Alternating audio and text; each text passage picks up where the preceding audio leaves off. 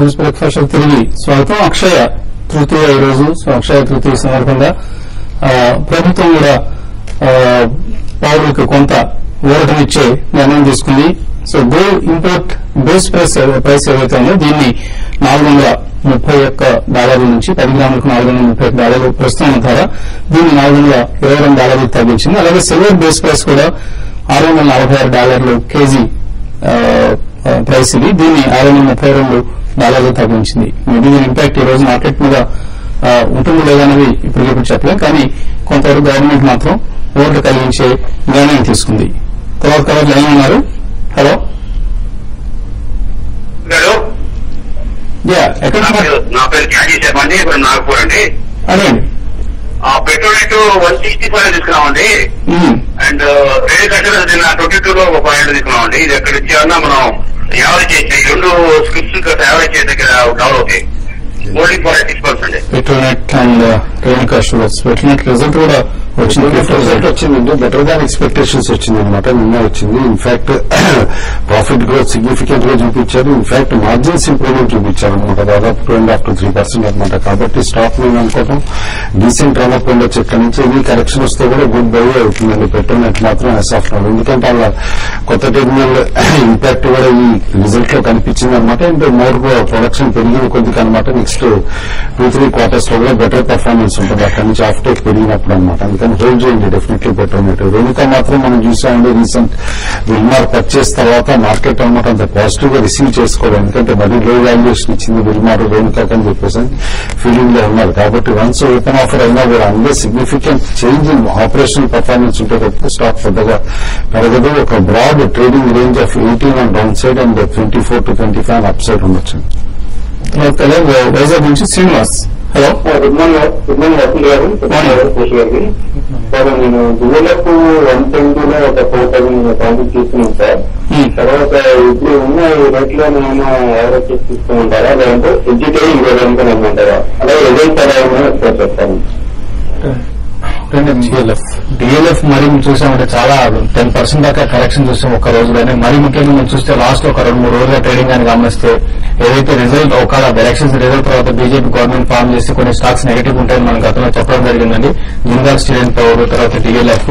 కాబట్టి దాన్ని దృష్టిలో పెట్టుకుని హెవీ సెల్లింగ్ అనే డిఎల్ఎఫ్ లో కనపడుతుంది.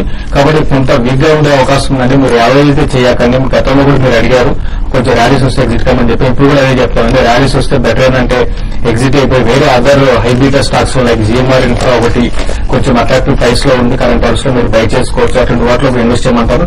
ఏంటంటే పొలిటికల్ లింక్ ఉన్న స్టాక్ అండి డిఎల్ఎఫ్ కానీ జిందాల్ స్టీల్ అండ్ పవర్ కానీ. కాబట్టి ఇప్పట్లో డిఎల్ఎఫ్ కానీ మార్కెట్ లో పెద్ద ర్యాలీ వస్తే తప్ప కొంచెం పెరుగుతుంది. పెరిగినప్పుడు మీరు దీంట్లో నుంచి బెటర్ అంటే ఎగ్జిట్ కమని చెప్తానండి. తర్వాత సునీల్ హైదరాబాద్ నుంచి. Hello good morning sir. Morning.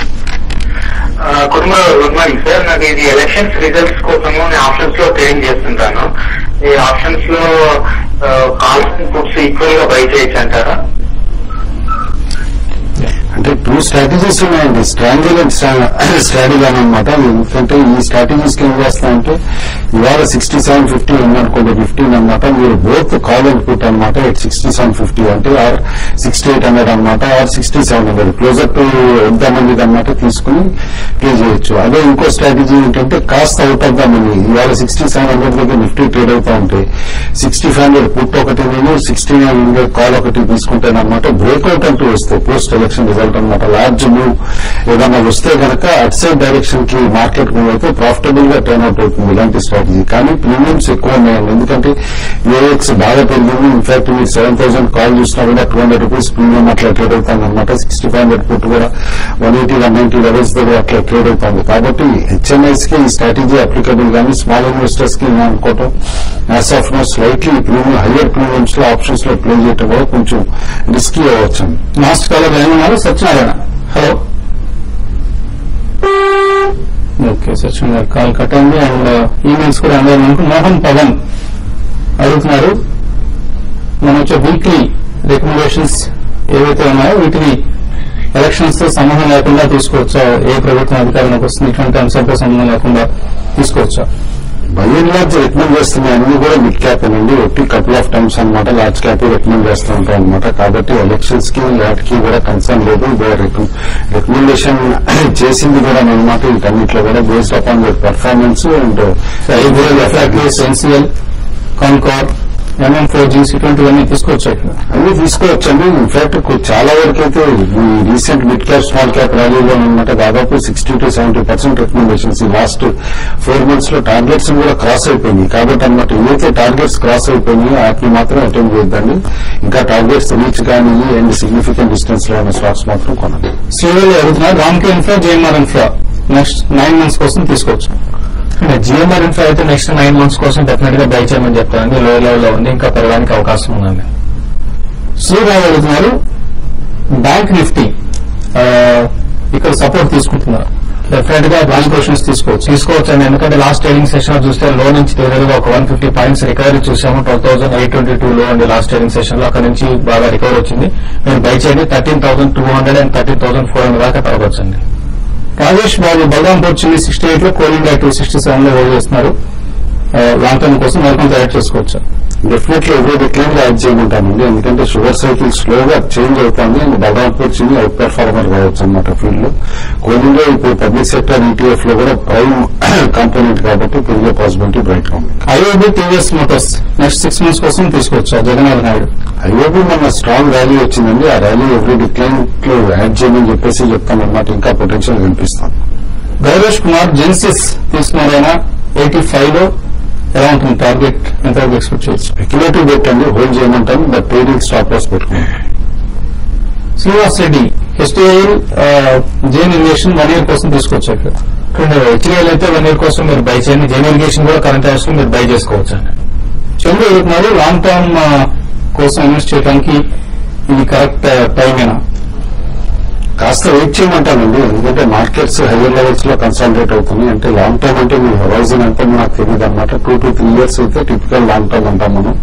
ఆ హొరైజన్ కంటే మాత్రం slightly wait for up to 6500, 6600 Nifty correction and buy. Krishnasagar HTIL 73 లో, JPSS 50 లో ఉన్నాయి, హోల్డ్ చేయొచ్చా? ఫెడ్ మీటింగ్ ఎఫెక్ట్ ఏదైనా ఉంటుందా అంటున్నారు. ఇప్పుడున్న మన పరిస్థితుల్లో ఎక్కువ ఇండియా ఇక్కడ లోకల్ ఇష్యూస్ మెయిన్ అండి. ఎలక్షన్స్ రిజల్ట్ మెయిన్ ఉంటాయి. ఫెడ్ ఇష్యూ ఉన్నా కూడా నెక్స్ట్ మండే ఉంది. ఏదైనా మీరు హోల్డ్ చేయండి. 2 కూడా high beta stocks last day మంచి డౌన్ సైడ్ బ్రేక్అవుట్స్ వచ్చాయి. బట్ ఈ రోజు మళ్ళీ అప్ సైడ్ బ్రేక్అవుట్స్ వస్తే మాత్రం మీ స్టాక్స్ పెరగడానికి అవకాశం ఉంటుందండి. ప్రస్తుతం అడుగుతున్నారు గ్యాబ్రియల్ 34 లో, లాయిడ్ ఎలక్ట్రిక్ 63 లో, నైవల్ లిగ్నైట్ 71 ఉన్నాయి. ఏం చేయాలి? హోల్డ్ చేయమంటారండి ఆల్ 3 అనమాట. ఎందుకంటే రిజల్ట్స్ పరంగా కూడా నైవల్లీ ఎక్సలెంట్ రిజల్ట్ ఉందన్నమాట. And both Gabriel and Lloyd కూడా మంచి పొటెన్షియల్ కనిపిస్తుంది as of now. Basava Kumar Himachal ఫిజిస్ట్ communications and future consumer enterprises long term కోసం తీసుకోవచ్చు. హిమాచల్ బాగా వాల్యూమ్స్ తో రీసెంట్లీ పెరిగిందండి. But purely speculative bet. ఎందుకంటే లైసెన్స్ అని చెప్పేసి rumours and highly operated counter మనకి తెలిసింది అది కూడా. ఇంకా మంచి మిగిలిపోయి కానీ సమయం కూడా మించిపోయింది. ఇది వారాంతపు బిజినెస్ బ్రేక్ఫాస్ట్. మరి తర్వాతి మన సెషన్ సోమవారం ఉదయం 8 గంటలకు బిజినెస్ బ్రేక్ఫాస్ట్ లో మళ్ళీ కలుద్దాం.